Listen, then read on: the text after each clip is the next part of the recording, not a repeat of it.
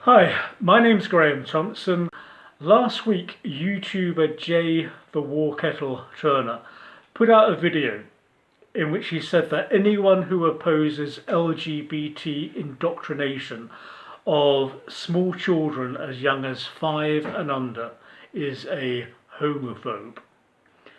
As far as I'm concerned, only paedophiles would call people homophobe for being against grown men forcing little boys to accept getting buggered is normal on pain of punishment for homophobia. I invited Jay Turner to debate with me as to whether I'm a homophobe or he's a paedophile, but he declined the offer. Apparently he's more at home imposing his LGBT views on little boys who can't answer back than a grown man who can and is not spooked by PC name calling. The words homophobe, racist and Islamophobe have the power to destroy people's lives. Innocent or guilty, they have tremendous power to destroy people's lives. For 30 to 40 years, we allowed Muslim grooming gangs to rape our underage daughters on an industrial scale with near impunity for fear of being called racist or Islamophobe. In September, we are going to turn over our schools to LGBT grooming gangs to avoid being called homophobe. What a state we have got into. I don't know anyone who's a bigger coward than I am. I'm a complete wimp. I frighten very easily. But we cannot be cowards if we are going to protect our children. LGBT is not a sexuality. It's a political movement. A number of lesbians, homosexuals and transgender are not LGBT.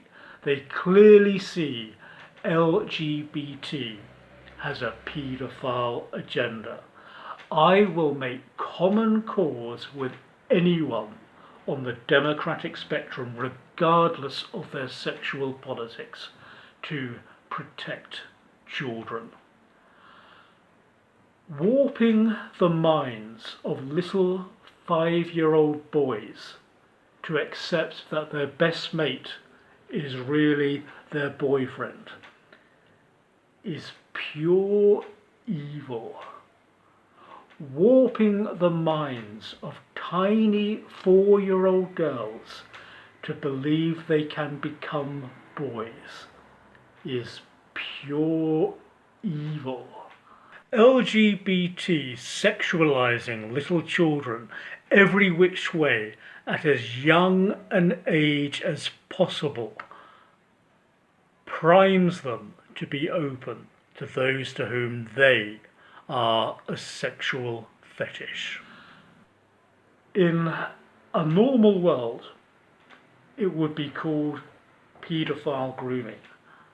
But in this evil, insane world we have let happen, it is called relationship education. I'm going to play a couple of clips now. Firstly, of a spokesman for PI, the Paedophile Information Exchange in 1983, and then a clip from the video last week by Jay Turner. Not if children are properly educated about sex, and it's an obligation on society to see that children are given a far more comprehensive sexual education from a far earlier age. So in primary school, the government brought out this new legislation which comes out in September this year, talking about what will be taught to kids, be it for primary school, it's going to be relationship education, talking about how boys and girls and boys and boys and girls have different types of relationships. And I personally don't see a single problem with this legislation. Did you notice any similarities? I'm certain that if there was a survey of convicted child sex offenders, not one of them would be against relationship education being taught in schools. I'm sure that in the years to come they will actually be recruited to teach it. What Pi sought to achieve in the 70s and 80s, LGBT has achieved now. The title of J-Turn's video was The Truth About the School Gate Campaign. I will tell you the truth about the School Gate Campaign and Hearts of Oak that he mentioned as well.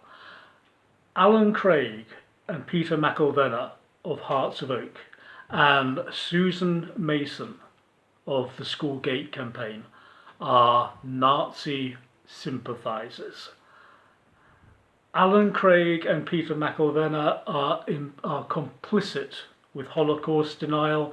Susan Mason, who is also a member of the extreme right-wing English Democrats, is completely indifferent to Holocaust denial. If you told them that so-and-so had called for the abolition of the age of consent, they would react with abhorrence. If you tell them that so-and-so is a Holocaust denier, their reaction is they have a right to free speech. They have a right to their opinion.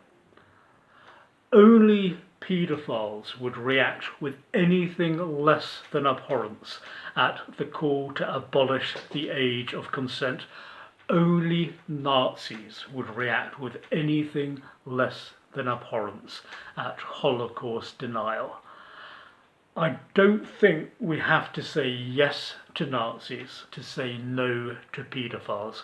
I think we can say no to both and yes to democracy and decency.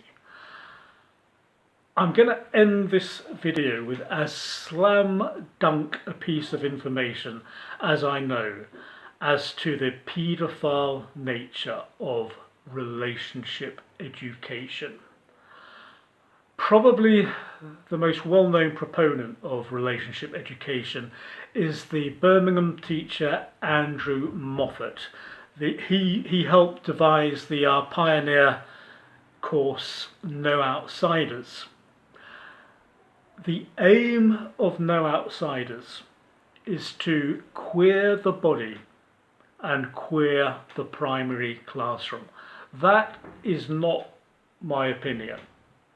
That is the stated aim of a seminar the No Outsiders research group gave at Exeter University in 2008. It's in front of you in black and white. I link to it below. Education Secretary Gavin Williamson, if you do not put the brakes on this paedophile evil, you will face justice. His email is below, as is a link to an email that I have sent him. Write to him yourself. Speak out. Do not be complicit with evil. A paedophile dam is about to burst on our nation's schools, and if we let that happen, there will be no turning back. If a coward like me can speak out, so can you. The telephone started ringing and I picked it up. On the other end was an ugly voice. That voice said to me in substance, "Nigger, we are tired of you and your mess now. And if you are out of this town in 3 days, gonna blow your brains out and blow up your house. I've heard these things before, but for some reason that night it got to me. I couldn't take it any longer. I was weak. I discovered then that religion had to become real to me, and I had to know God for myself. It seemed at that moment that I could hear an inner voice saying to me, Martin Luther, stand up for righteousness. Stand up for justice. Stand up for truth. And lo, I will be with you even unto the end of the world.